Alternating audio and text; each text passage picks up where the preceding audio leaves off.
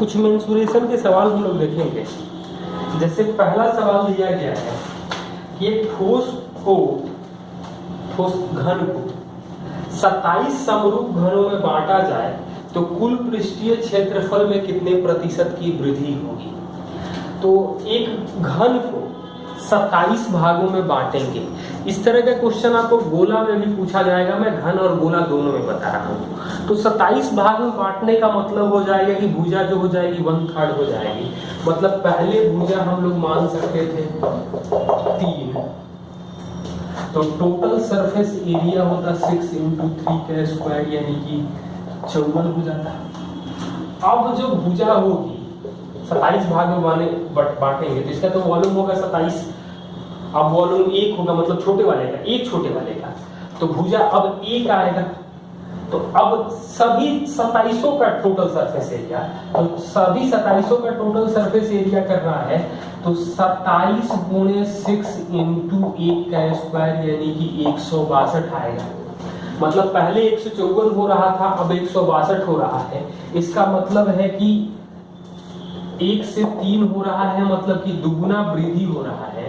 दुगुना वृद्धि होने का मतलब है कि 200% वृद्धि होगा। यही 64 होता तो 4 1 मानते और तब कैलकुलेट कर लेते। गोला में क्या करेंगे, पहले गोला के लिए कि त्रिज्या मतलब टोटल सरफेस एरिया जो होगा वो 4π3 का स्क्वायर यानी कि 36 पाई होगा। और अब टोटल सरफेस एरिया मतलब 27, तो 4π × 1 का स्क्वायर, तो ये आ जाएगा 108 पाई। मतलब यहाँ भी 3 गुना हो रहा है, मतलब कि 200% वृद्धि हो जाएगी। तो ये अगला सवाल क्या दिया गया है, नेक्स्ट क्वेश्चन में दिया गया है एक समषष्टभुज है, फिगर में बना रहा हूं। तो ये दिया गया है P Q R S T और U। हमसे पूछा जो गया है समषष्टभुज का S Q U का क्षेत्रफल क्या होगा और भुजा दिया गया है 12। सबकी मतलब समषष्टभुज है तो भुजाएं 12 होंगी। हम लोगों के लिए पूछ रहा है कि इसका क्षेत्रफल क्या होगा। तो ये हम लोग एक चीज ध्यान दें कि यहाँ P Q ये समषष्टभुज का एक कोण 120 होता है, ये 12 है, मतलब ये 30 डिग्री होगा। समद्विबाहु त्रिभुज हो जाएगा तो ये लंब होगा, मतलब 60, तो 90 के सामने 12 है, मतलब ये 6 होगा, ये 6√3 होगा। तो इसको हम लोग लिख सकते हैं 12√3, 12√3, फिर ये भी 12√3, ये भी 12√3, बिल्कुल। तो तीनों भुजाएं बराबर एक इसी टाइप से हो जाएगी। भले फिगर में नहीं दिख रहा है, सीधा बनाएंगे तो हो जाएगा। तो एरिया जो आएगा वो SQU का, S त्रिभुज SQU का वो आएगा √3/4 × 12√3 का स्क्वायर, मतलब 2 का स्क्वायर तो 6√3, 6 मतलब 108√3, ये आ जाएगा। सेंटीमीटर है तो सेंटीमीटर स्क्वायर, मीटर है तो मीटर स्क्वायर। दो वृत्तों के त्रिज्याओं का योग दिया गया है 91 और क्षेत्रफल का अंतर 2002 है। मतलब तो बड़ी त्रिज्या क्या होगी। तो एक तो तरीका है कि r + r दिया गया है 91, πr²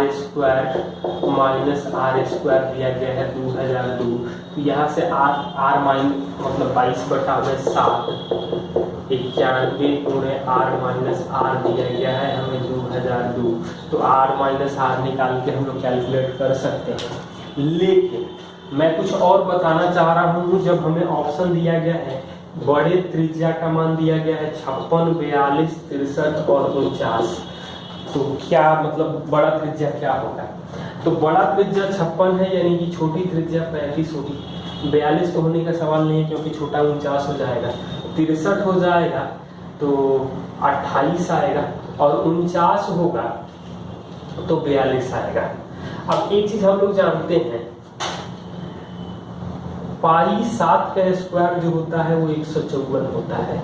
तो 154 से ये कितना गुना है, मतलब 150 है, ये 2000 है, 2000 है, मतलब 13 गुना के आसपास आएगा। तो 13 गुना आने का मतलब है कि पाई 7 स्क्वायर 49 माइनस 36 करेंगे तो क्या, एक चीज आप लोग ये बताइए कि 154 गुणे 13 जो आ रहा है वो 2002 आ रहा है क्या? ज्यादा नजदीक, क्योंकि यहाँ पर तो फिर ज्यादा डिफरेंस हो जाएगा। तो आप डिफरेंट ऑप्शन से भी चेक कर सकते हैं और ये आंसर आ जाएगा। आप तरीके से भी कर सकते हैं, ऑप्शन से भी देख सकते हैं। अगला सवाल दिया गया है, ABCD एक वर्ग है, ABCD एक वर्ग है जिसके मध्य बिंदुओं को मिलाकर के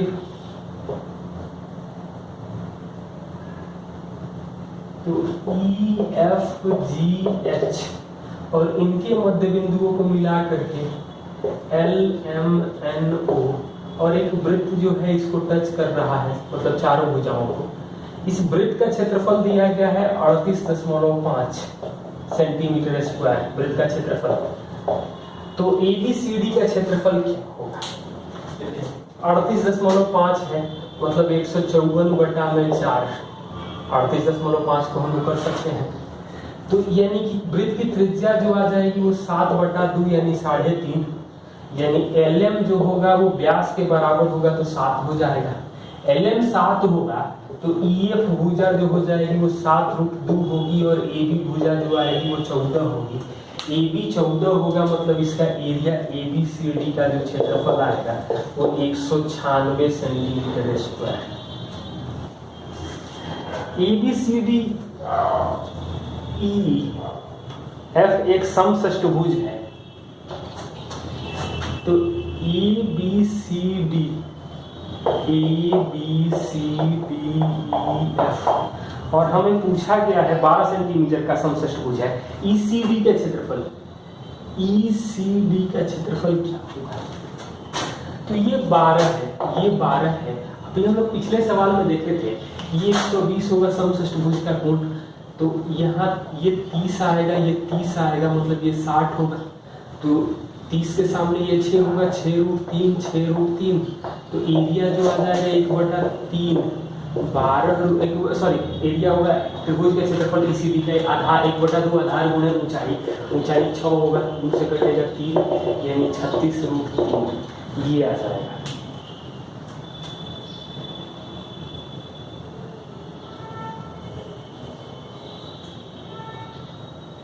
PQRS और ये एक अर्धवृत्त है जो यहाँ टच कर रहा है, मतलब यहाँ टच कर रहा है, और एक ऐसा वृत्त है जो दोनों वर्गों को टच कर, मतलब वर्ग की आयत की दोनों भुजाओं को टच कर रहा है और वृत्त को टच कर रहा है।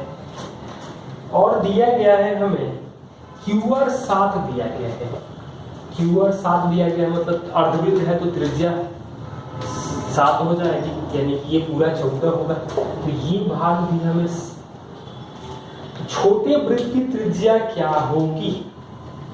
तो छोटे वृत्त की त्रिज्या हम लोग कैसे निकालेंगे? तो ये 7 है, मतलब त्रिज्या 7 दिया गया है, पूरा ये 14 हो जाएगा, व्यास है। एक चीज हम लोग कर सकते हैं कि जब एक वृत्त जो है यहाँ टच करेगा तो ये त्रिज्या R होगा, ये त्रिज्या R होगा, तो ये वैल्यू होगा R√2।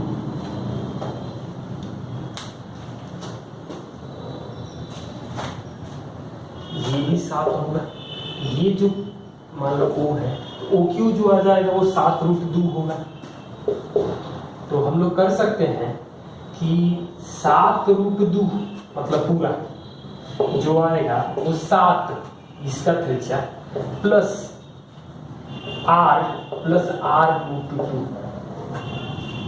क्योंकि ये भाग तो R हो जाएगा लेकिन ये पूरा भाग, क्योंकि थोड़ा सा जो जगह बच रहा है वो क्या होगा, तो 7√2 माइनस 1 करेंगे तो R√2 प्लस 1 आएगा और R का वैल्यू आ जाएगा 7√2 माइनस 1/√2 प्लस 1।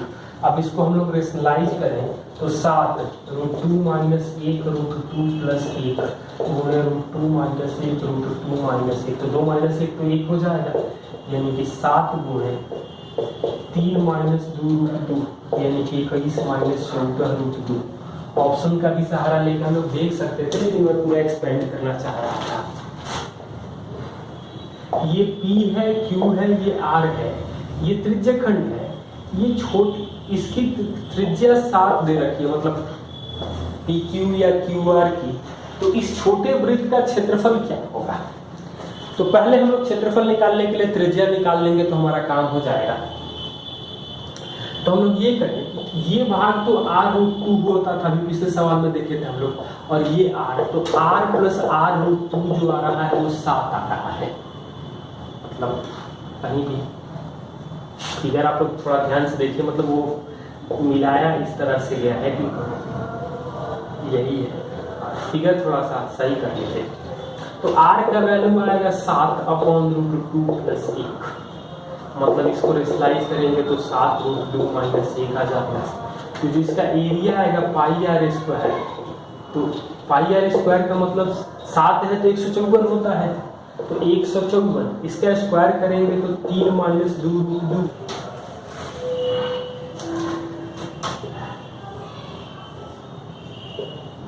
ABCD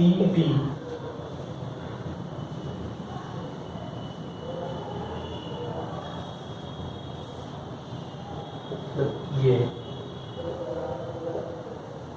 EFG, तो ABCD एक वर्ग है, ABCD एक वर्ग है जिसकी भुजा 8 है, मतलब टोटल। तो ये वाला भाग का क्षेत्रफल पूछा गया है और ये 6 दिया गया है, मतलब ये 6 सेंटीमीटर भुजा का वर्ग है।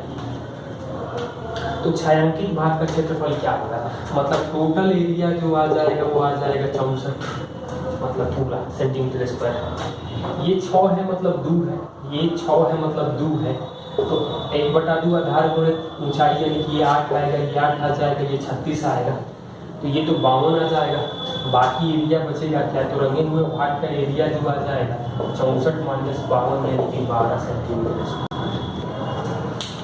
अगला सवाल देखें हम लोग। एक समषष्टभुज है,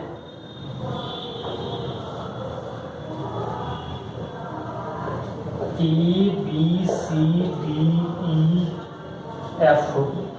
इसको मिला दे रहे हैं,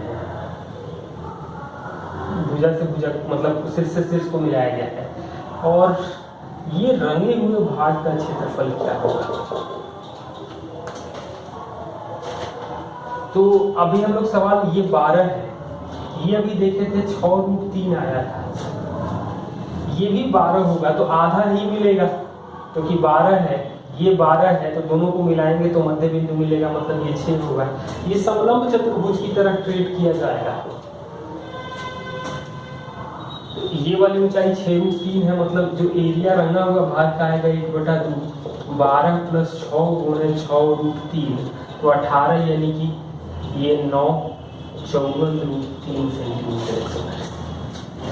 घनाभ के एक बक्से की छोटी भुजा 20 है, छोटी भुजा 20 और बड़ी भुजा 40 है, तो आयतन क्या हो सकता है नहीं, हो सकता है। और ऑप्शन दिया गया है 18,000, 12,000, 36,000 और 42,000। तो पहला ये है कि यदि हम लंबाई और मतलब दूगों को गुणा कर रहे हैं तो ये आ रहा है 800। 800 को यदि हम 20 से गुणा करेंगे तो जो आएगा वो 16,000 आएगा, मतलब मिनिमम 16,000 होगा, और मैक्सिमम हम यदि 40 से गुणा करेंगे तो ये आएगा मैक्सिमम 32,000, मतलब जो भी रिजल्ट आएगा वो 16,000 और 32,000 के बीच में आएगा। बेसिकली ये एग्जैक्ट क्वेश्चन नहीं पूछा गया है, क्या संभावनाएं हैं उसके बारे में बात कर रहा है।